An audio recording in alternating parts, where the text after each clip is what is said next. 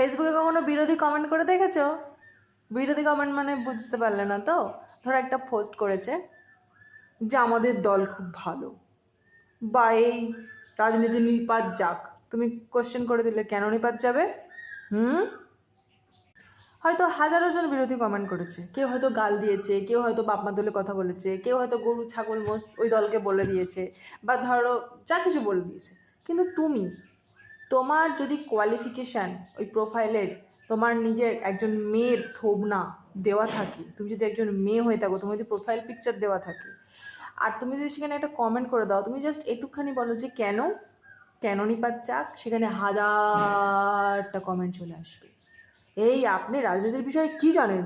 এই যে আপনি একজন মহিলা হয়ে এইভাবে দ্বিচারিতার সাথে কথা বলছেন, 100 বার নিপাত যাক, 1000 বার নিপাত যাক, আপনি কে বলবার? হ্যাঁ ম্যাডাম, আপনি আসছেন নাকি এবার রাজনীতিতে?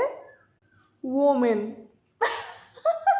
1900 সালে অমুক সময় অমুক জিনিস হয়েছিল, আপনাদের দল তখন কোথায় ছিল? এখন কথা বলতে এসছে। টোটাল যদি 177টা কমেন্ট থাকে ওই পোস্টে, তার মধ্যে 170টা কমেন্ট আপনার কমেন্টের মধ্যে রিপ্লাই। আর বাবারে বাবারে, কি জ্ঞান কি জ্ঞান! গুগলেরও অত জ্ঞান নেই যতটা এদের জ্ঞান আছে। হয়তো এদের রাজনৈতিক দলের হয়তো মুখে ভাতও হয়নি, কিন্তু চাটনি চাটতে যাতে চলেছে। আসলে ওরা চাঁটা মাল। এদের সারাটা জীবন এরা কোথাও ভাও পায়নি জীবনে। এরা ফেসবুকে আসেই কমেন্ট খুঁজতে, কোথায় কোনো একটা মেয়ে কমেন্ট করেছে। এমনিতে তো পাত্তা পায় না, কে ওসব ছেলেদের পাত্তা দিবে? হ্যাঁ, কাজ কামও নাই তো কি করবে? একটা পোস্ট খুলবে, তার মধ্যে দেখবে কোন মেয়ে আছে তাকে একটু জ্বালানো যায়, কারণ আমার জীবন আমাকে পাত্তা না দিয়ে আমাকে এই মহিলারা যেভাবে জ্বালিয়েছে, আমি ওই মেয়েটার কাছে সেইভাবে বদলা নেব, যাই বলুক কি নাই বলুক, কিন্তু এই আমার শত্রু, আমার টার্গেট পয়েন্ট, কারণ এই মহিলারা আমাকে পাত্তা দেয়নি।